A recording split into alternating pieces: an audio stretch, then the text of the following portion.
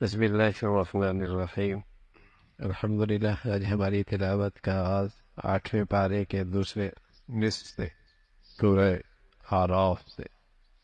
آراف ایک چبوترا، جنت اور جنت جہنم کے درمیان۔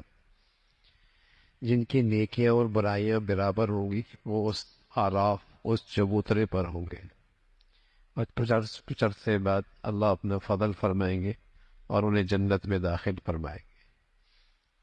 تو اسی نسبت ہے، چونکہ ان کا ذکر ہے تو اس سورت کا نام بھی آراف ہے۔ اس کے آغاز میں قرآن کی عظمت کا تذکرہ ہے، قرآن کی تعریف اور اس کی شان ہے، اور پھر نہ ماننے والوں کی مذمت فرمائی۔ ایک دن آنے والا ہے جہاں نیکیاں اور بدیاں تولی جائیں گی، جس کا وزن بھاری ہوگا وہ کامیاب ہوں گے۔ اور یہ اللہ کے لیے مشکل نہیں۔ اللہ نے ساری مخلوق کو پیدا فرمایا، اس انسان کو مٹی سے پیدا فرمایا اور اپنی قدرت کا شکار بنایا ہے۔ اس ذات کے لیے دوبارہ زندہ کرنا کیا مشکل ہے، لیکن شیطان اس کا ازلی دشمن ہے۔ اس نے یہ اعلان کر رکھا ہے کہ میں اسے دائیں بائیں ہر طرف سے گمراہ کروں گا، اور اس کے اندر احسان شناسی نہیں آئے گی، اور اس کی زندگی میں شکر گزاری نہیں آئے گی۔ شیطان نے یہ عہد کر رکھا ہے، اعلان کر رکھا ہے کہ میں انسان پہ مسلط ہوں گا اور اس کے اندر شکر گزاری نہیں آئے۔ اس ذات نے اس انسان پر نعمتوں کی حد کر رکھی ہے۔ کوئی آدمی اسی کا احسان فراموش ہے تو بتائیے نمک حلال تو نہ ہوا نا؟ آپ کے گھر کا نوکر چند دن آپ کے ہاں کام کرے اور کام صحیح نہ کرے اور آپ اس کی خدمت کریں تو آپ اسے کہیں بڑا ناشکرہ ہے، نمک حرام ہے۔ اور جس ذات نے ماہوں سال سے نعمتیں دے رکھی ہیں اور یہ بندہ پھر ان نعمتوں میں اس مولا کو ناراض کرے اور احسان فراموشی کرے تو کتنی بڑی ناشکری ہے۔ تو یہ اس شیطان کا اثر ہے جس نے یہ اعلان کر رکھا ہے۔ پھر اللہ رب العزت نے اس شیطان کی شیطانیت کا تذکرہ فرمایا کہ اس نے تمہارے ابا آدم اور حوا کو بھی ورغلایا تھا، اور یہ آیا تھا خیر خواہ بن کے، بڑا خیر خواہ بن کے آیا تھا۔ خیر خواہ بن کے آ کر اس نے تمہارے ابا آدم اور حوا کو ورغلایا تھا، اور اس کی چاہت تھی کہ ان کی ستر کھل جائے اور وہ بے لباس ہو جائے۔ یہ شیطان نے کیا، اور آج شیطانی تہذیب کا اثر بھی یہی ہے۔ آج دنیا میں جتنی شیطانی قوتیں ہیں نا، وہ بڑی خیر خواہی کے ساتھ مسلمان معاشرے پہ قبضہ کرتی ہیں، خیر خواہ بن کے آتی ہیں، تعلیم کے نام پہ آتی ہے، صحت کے نام پہ آتی ہے، روزگار کے نام پہ آتی ہیں، اور پورے مسلمانوں کے معاشرے پہ وہ قابض ہو جاتی ہے۔ اپنی ثقافت بھی چھوڑ جاتی ہیں، اپنی معیشت بھی چھوڑ جاتی ہیں، اپنا لامذہب دین بھی اپنا لامذہب پن بھی چھوڑ جاتی ہے، اور پھر اپنے بالا خانوں میں بیٹھ کر اس معاشرے کی دولت بھی لیتے ہیں، سرمایہ بھی لیتے ہیں، صلاحیتی بھی لیتے ہیں، نوجوان بھی لیتے ہیں، اس زمین کا خزانہ بھی لیتے ہیں۔ لیکن پہلے وہ زمین پہ آئے تھے خیر خواہ بن کے، تعلیم کے نام پر آئے تھے، صحت کے نام پر آئے تھے، مدد کے نام پہ آئے تھے، ہمدرد بن کے آئے تھے۔ تو شیطان اسی انداز سے وار کرتا ہے۔ مسلمانوں کو خبردار کیا کہ دیکھو، ہر خیر خواہی کے جملے کہنے والا خیر خواہ نہیں ہوتا۔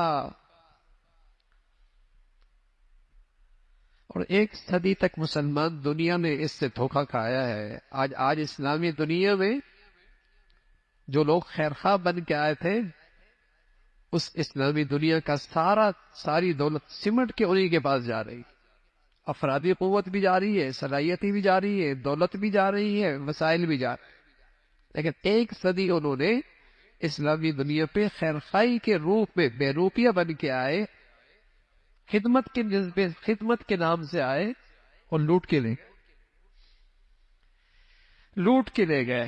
ظاہر ہے جو ان کا پڑا اور جو ان کی تہذیب میں رنگا ہوگا وہ اپنے ملک کے تو رہنے ہی نہیں چاہے گا، وہ اپنے ملک میں تو رہنے نہیں چاہے گا، اور اگر کسی مفادات کے لیے رہ بھی گیا تو اس کا سرمایہ کہیں اور ہی ہو، اس کی توجہ کہیں اور ہی ہو۔ تو اللہ کریم نے فرمایا کہ شیطان خیر خواہ بن کے آیا ہے تمہارے ابا کے پاس، آدم کے پاس، حوا کے پاس، اور اس نے کیا کوشش کی کہ بے لباس کر دے، اور آج شیطانی تہذیب بھی یہ چاہتی ہے کہ یہ انسان بے لباس ہو جائے۔ جانور بھی، حیوان بھی بغیر لباس کے پیدا ہوتا ہے، انسان بھی بے لباس دنیا میں آتا ہے، لیکن اللہ تعالیٰ نے انسان کو لباس سے عزت دی، لباس سے عزت دی ہے۔ لیکن آج شیطانی تہذیب انسان کو پھر حیوان بنانا چاہتی، اور جس قدر اس شیطانیت اور حیوانیت کا اثر زیادہ ہے، جسم پہ لباس نہیں ہو، جسم پہ لباس نہیں ہو۔ جس قدر حیوانیت بڑھے گی، جسم پہ لباس نہیں ہوگا، عریانہ پن پسند کرے گا، عریانیت پسند کرے گا۔ بدقسمتی سے کافر کرے تو سمجھ میں آئے، تب تو مسلمانوں کے بچے بچیوں کا بھی یہی حال ہے۔ تو حضرت آدم علیہ السلام کو جب وہ مخلص بن کے، خیرخواہ بن کے آیا کہ درخت کا پتہ کھا لو ہمیشہ جنت میں رہو گے، برگلا لیا، جیسے ہی کھایا تو جسم کے کپڑے اترنے لگے۔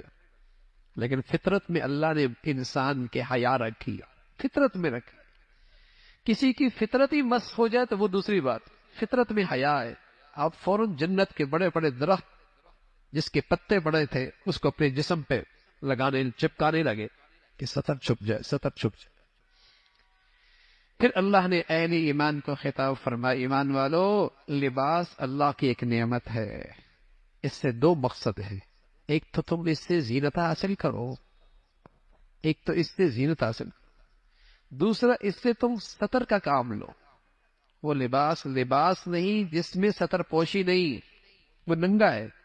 حضور علیہ السلام فرمایا کرتے تھے، کاسیات عاریات ممیلات مائلات رؤوسہن کاسنمۃ البخت لم یجدن ریح الجنہ وان ریحها لتوجد من مسیرۃ کذا وکذا۔ ایک ایسی مخلوق آئے گی، اس زمانے میں نہیں تھی، اس زمانے میں نہیں تھی، فرمایا ایک ایسی مخلوق آئے گی، نبی کی بات تھی، نبوت کی زبان سے ہے، صحابہ مان گئے، اس وقت کے مسلمان مان گئے کہ اب تو نہیں لیکن ہوگی۔ فرمایا ایسی مخلوق ہوگی، کاسیات عاریات، لباس پہنی ہوگی لیکن پھر بھی ننگی ہوگی۔ یہ کیسی مخلوق ہے، لباس پہنی ہوگی پھر بھی ننگی ہوگی؟ فرمایا ہاں، اتنا چست ہوگا سارا جسم جھلک رہا ہو، اتنا باریک ہوگا سارا اندر کا منظر نظر آ رہا ہو، اتنا مختصر ہوگا، آدھے لباس ہوگا آدھا کوئی نہیں ہوگا۔ بالکل ایسا ہی ہے، تقریبات دیکھیں، شادیاں دیکھیں، تعلیمی ادارے دیکھیں، سڑکیں دیکھیں، ایسی مخلوق ملے گی۔ فرمایا مائل ہوگی مردوں کی طرف، مائل کریں گی، اور ان کے سروں پہ اونٹ کے کوہان کی طرح بال بندھے ہوئے ہوں گے، رؤوسہن کاسنمۃ البخت۔ فرمایا جنت کے قریب بھی نہیں جائیں گی، دور، ہاں دور، جہاں جنت کی خوشبو جاتی ہے نہیں سونگھ پائیں گی، اتنی محروم اور بدقسمت ہوں گی۔ تو لباس یہ زینت کے لیے ہے، یہ سطر چھپانے کے لیے ہے۔ جس لباس میں سطر نہیں وہ لباس نہیں۔ جو فیشن مغرب سے آ جائے، نادان مسلمان سمجھتا ہے اس میں عزت ہے۔ بس اوقات نماز پڑھنا مشکل ہو جاتی ہے، وہ آگے نماز پڑھ رہا ہوتا ہے، پیچھے سے پینٹ نیچے اتر رہی ہوتی ہے، حالانکہ اس سے نماز ٹوٹ جاتی ہے، نماز ٹوٹ جاتی ہے اس سے، لیکن چونکہ فیشن آ گیا ہے اور اسی میں اس نے عزت سمجھ رکھی ہے۔ لباس تو ہوتا وہ ہے جس میں سطر چھپی ہوئی ہو، لباس یواری، اس کا تذکرہ فرمایا۔ اس زمانے جاہلیت میں مشرک بیت اللہ کا طواف ننگا کرتے تھے اور کہتے تھے اللہ کا حکم ہے، اللہ کا حکم۔ تو اللہ رب العزت نے ان کی مذمت اور تردید فرمائی کہ اللہ رب العزت کھانے پینے سے نہیں روکتا، لباس پوشاک سے نہیں روکتا، اسلام وہ دین ہے جس میں انسان کی تمام جائز ضروریات کا خیال رکھا گیا ہے، کھاؤ پیو پہنو، بس اسراف نہ کرو، حدود سے تجاوز نہ کرو، حدود سے تجاوز نہ کرو، اس کا تذکرہ فرمایا۔ پھر اللہ رب العزت نے نہ ماننے والوں کی اور اللہ کے نافرمان لوگوں کے لیے جہنم، فرمایا ایسی سزا ہے، ان کے لیے جنت میں جانا ایسا مشکل ہے جیسے سوئی کے ناکے میں اونٹ کا گزرنا ناممکن ہے۔ ایسی جہنم میں جنت میں کافر ایسا نہیں جائے گا، جہنم جائے گا۔ ہاں اللہ کا فرم بردار نیک آدمی جنت میں جائیں گے، اور اللہ رب العزت انہیں صاف ستھرا کر کے جنت بھیجیں گے، وہاں دلوں میں قدورت نہیں ہو کینہ اور بغض نہیں ہوگا، صاف ستھرا کر کے جنت میں بھیجیں گے. وہاں محبت ہی محبت ہوگی، وہاں الفت ہی الفت ہوگی. جنت کی ایک خاص خوبی ہے جو ہر جنتی کو ملے گی، دو: ایک سکون ملے گا، دوسری الفت اور محبت بہت ملے گی. بتائیے جن زندگیوں میں اللہ یہ دونوں نعمت دے دے، گویا کہ جنت کی نعمتیں مل گئی ان کو. نہیں یہ دونوں، نہ سکون ہے نہ محبتیں. گناہوں کی آگ میں نہ سکون رہنے دیا ہے نہ محبتیں رہنے دی ہے. جنت میں ہر شخص کے لیے سکون بھی ہوگا، محبت اور الفت بھی ہوگی. قدرتی نہیں ہوگی، کھوٹ نہیں ہوگا، کینہ نہیں ہوگا، صاف دل، محبت بھرا. اور رسول اللہ صلی اللہ علیہ وسلم فرمایا کرتے تھے المؤمن مألف ولا خیر فی من لا یعرف ولا. مومن تو الفت اور محبت کا سر چشمہ ہے، اس سے تو الفت اور محبت پھوٹتی ہے. اس آدمی میں کوئی خیر نہیں جو الفت اور محبت نہ کرے اور لوگ اس سے الفت اور محبت نہ رکھے، اس میں کوئی خیر. تو جنت میں اہل جنت اس خوبیوں کے ساتھ، اس حسن کے ساتھ تشریف لے کے جائیں گے. اور پھر جنتی جہنمیوں سے کہہ گئے ہم نے تو اللہ کا وعدہ پورا دیکھا ہے، تم نے بھی کچھ دیکھا ہے؟ کہیں گے ہاں. اور دونوں کے درمیان آڑ آ جائے گی. پھر وہ جو آراف میں چبوترے پہ بیٹھے ہوں گے، جنت بھی دیکھ رہے ہوں گے، جہنم بھی دیکھ رہے ہوں گے، جنتیوں کو دیکھ کر خوش ہوں گے اور کہیں گے ہم بھی امید رکھتے اللہ ہم پہ بھی فضل فرما دے. جہنمیوں کو دیکھ کر، ہاں جہنمیوں کو دیکھ کر اللہ سے کہیں گے اللہ پناہ ان سے محفوظ رکھنا. پھر جہنمیوں کا تذکرہ ہے، جنتیوں سے کہیں گے کچھ ٹھنڈک، کچھ پانی، کچھ زندگی کی ضرورت. فرمانا نہ، یہ یہاں نہیں مل. تم دنیا میں اللہ کے دین کا مذاق اڑایا کر، تم نے زندگی کو بس کھیل کود کا مقصد، زندگی میں کھیل کود کو زندگی کا مقصد بنا رکھا تھا. تمہاری زندگی کا مقصد لاہو لعب تھا. اب یہاں کچھ نہیں ملے گا. اس کا تذکرہ فرمایا. اللہ کی عظمت اور بڑائی کا تذکرہ ہے، اور میں اللہ کو یاد کیا کرو، اس سے دعائیں کیا کرو، چپ کے اللہ کو پکارا کرو اور پورے یقین کے ساتھ پکارا کرو. وہ ذات تمہاری پکار سنتی ہے. پھر حضرات نوح علیہ الصلوۃ والسلام کا تذکرہ، حضرت ہود کا تذکرہ، حضرت صالح کا تذکرہ، حضرت شعیب کا تذکرہ، مختلف انبیاء علیہ الصلوۃ والسلام کا تذکرہ فرمایا. سبھی نے اپنی قوم کو اللہ کا راستہ بتایا، اللہ کی توحید کا سبق دیا، ادائے حق اور صراط مستقیم کی رہنمائی کی. لیکن قوم نے جب انکار کیا اور قوم اپنے نبی کی زندگی لینے کے لیے تیار نہ ہوئی، پھر ان قوموں پر اللہ کا عذاب آیا اور اللہ کی پکڑ آئی. فرما بردار لوگوں کو اللہ رب العزت نے نجات دی. کوئی زلزلے سے ہلاک ہوا، کسی کی چیخ پڑی، کلیجے پھٹ گئے، کسی پر زمین آسمان سے پتھر آئے اور آگ پتھر برسے، اس سے ان کو اللہ رب العزت نے ولیہ میٹ کر دیا. اور قوم شعیب پر اللہ کی طرف سے ایسا سخت قسم کی آفت آئی، اللہ رب العزت نے پوری کی پوری بستیاں ختم کر دی. ان قوموں کا تذکرہ فرمایا. پھر اللہ رب العزت نے فرمایا اگر اہل زمین والے اللہ سے ڈرنے لگ جائیں اور اس کے فرما بردار بن جائیں، اللہ آسمان سے اپنی برکتیں بھیجے گا، زمین سے بھی برکتیں نکلیں گی، زمین و آسمان برکتوں سے بھر جائے گا، برکتوں سے بھر جائے گا. گناہوں سے رزق ختم ہو جاتا، گناہوں سے رزق میں برکت نہیں رہتی، زمین میں برکتیں نہیں رہتی، فضاؤں میں برکتیں نہیں رہتی. اور نیکی اور تقوی سے اللہ رب العزت برکتیں عطا فرماتا. 50 سال پیچھے جائیے نا ذرا، کتنی برکتیں تھیں. ایک کماتا تھا، پورا خاندان کھایا کرتا تھا. اب سب کماتے تب بھی پورا نہیں ہوتا. برکتیں ختم ہو گئی، نہ وقت میں برکت، نہ صحت میں برکت، نہ رزق میں برکت. برکتیں آتی ہیں نیکی سے، تقوی سے، فرما برداری سے. اللہ ہمیں نصیب فرما دے. پھر حضرت موسیٰ علیہ الصلوۃ والسلام کا تفصیلی واقعہ ذکر فرمایا. اس کے مقابلے میں وقت کا بڑا فرعون مقابلے پہ آیا. فرعون مقابلے پہ آیا. حضرت موسیٰ علیہ الصلوۃ والسلام نے اسے سمجھایا کہ میں اللہ کا رسول ہوں، اللہ نے مجھے معجزے دیے. ایک تو لاٹھی پھینک گئی تو سانپ بن گیا، دوسرا بغل سے ہاتھ نکالا تو چمکنے لگا. غیر معمولی معجزے تھے حضرت موسیٰ علیہ الصلوۃ والسلام کے. جب فرعون نے دیکھا کہ کہیں ایسا ہو کہ قوم اس سے مانوس ہو جائے اور اس کا اثر لینے لگ جائے، کہنے لگے یہ تو جادوگر ہے، جادوگر ہے. اپنے مشیروں اور کرندوں کو اکٹھا کیا، اس شخص کا مقابلہ کیسے کیا جائے؟ کہا جادوگر تو آپ کے پاس بھی ہے، مقابلہ کیا جائے، جب ہمارے جادوگر جیت جائیں گے تو دنیا کو پتہ چل جائے گا یہ تو جادوگر ہے، ہار گیا۔ اس نے ایسے ہی ایک میدان کے اندر اس کا انتظام کیا، پوری قوم اکٹھی ہو گئی، جادوگر بھی آ گئے۔ جادوگروں نے یہ بھی کہا کہ اگر ہم جیت گئے تو ہمیں ملے گا کیا؟ فرعون کہنے لگا کیا ملے گا؟ تم میرے مقرب ہو جاؤ، میرے درباری بن جاؤ۔ موسیٰ علیہ السلام سے کہا آپ لاٹھی پھینکیں، انہوں نے کہا نہیں آپ پہلے پھینکیں۔ جب انہوں نے پھینکا تو ان کے سارے رسیاں سانپ بن گئے۔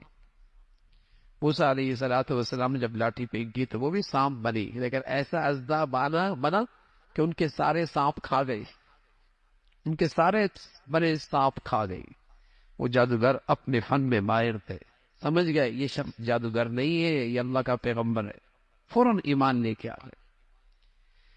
آدمی ناواقف ہو، حق سامنے آ جائے قبول کرنا آسان ہو جاتا ہے، لیکن آدمی ضدی اور عنادی ہو، حق سامنے میں آ جائے تب بھی قبول نہیں کرتا۔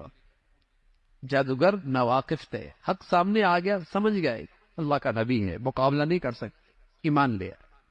اور جب ایمان لے کے آ گئے تو فرعون نے کہا تم سب کی آپس میں طے شدہ یہ سارا پلان ہے، تم چاہتے ہو کہ اس زمین کے حکمران بن جاؤ، اس زمین کے حکمران بن جاؤ، تم دونوں کا یہ طے شدہ پروگرام ہے، تم چاہتے ہو کہ اس ملک کے حکمران بن جاؤ، اور تمہیں جانتے ہو تمہیں اس کی سزا کیا ملے گی، تمہیں سولی پہ لٹکا دوں گا اور عبرتناک سزا دوں گا۔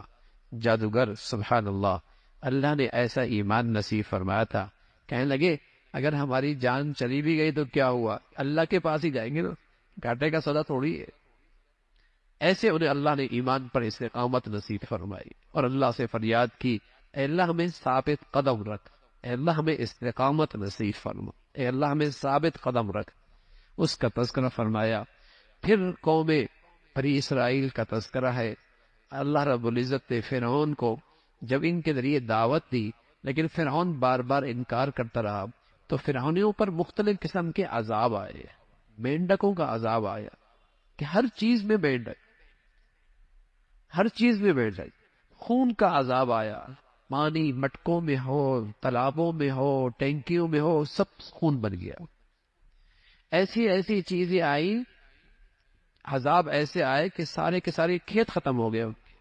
موسیٰ علیہ السلام سے انہوں نے عرض کیا اللہ اے موسیٰ دعا کر اپنے رب سے، اگر اس مصیبت سے ہمیں نجات مل جائے تو ہم آپ کو پر ایمان لے آئیں گے اور بنی اسرائیل کو جہاں آپ چاہیں گے لے کے جانا ہم روانہ کر دیں گے۔ موسیٰ علیہ السلام نے دعا کی لیکن پھر انہوں نے انکار کیا، پھر ایمان نہ لائے۔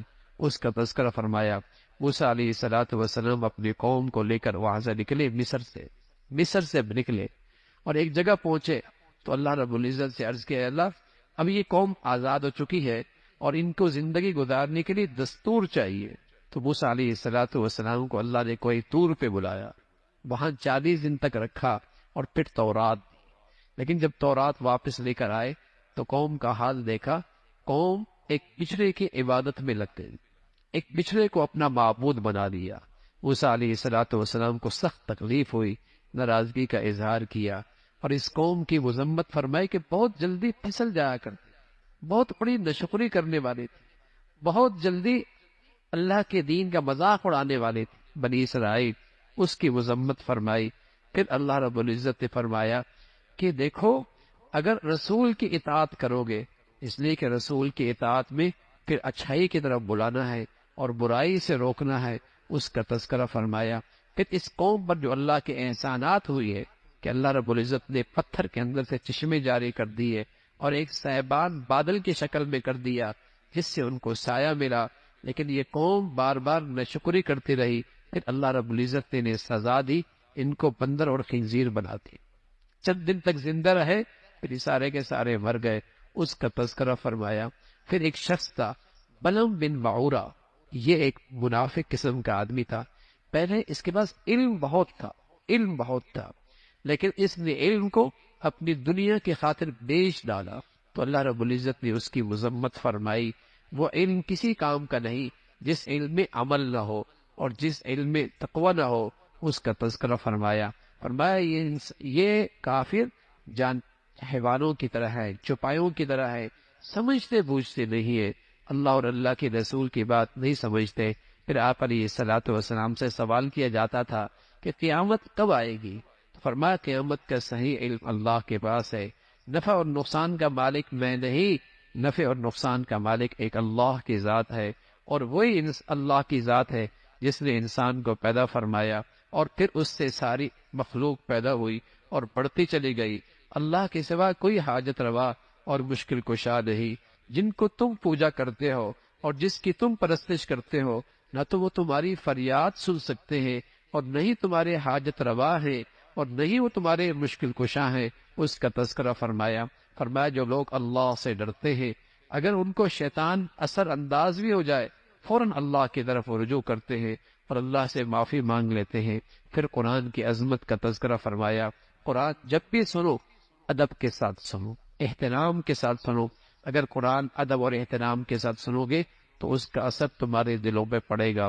پھر اللہ کے جو قریب لوگ ہوتے ہیں وہ ہمیشہ اللہ کے فرما بردار ہوتے ہیں، اور اللہ کی فرما برداری ہی اللہ کے ہاں جسے کہے کہ بڑا انعام، اور اللہ کے ہاں اللہ کی رضا کا وہ شخص مستحق ہوتا ہے۔ اللہ رب العزت زندگی اپنی فرما برداری اور اپنی اطاعت والی نصیب فرمائے۔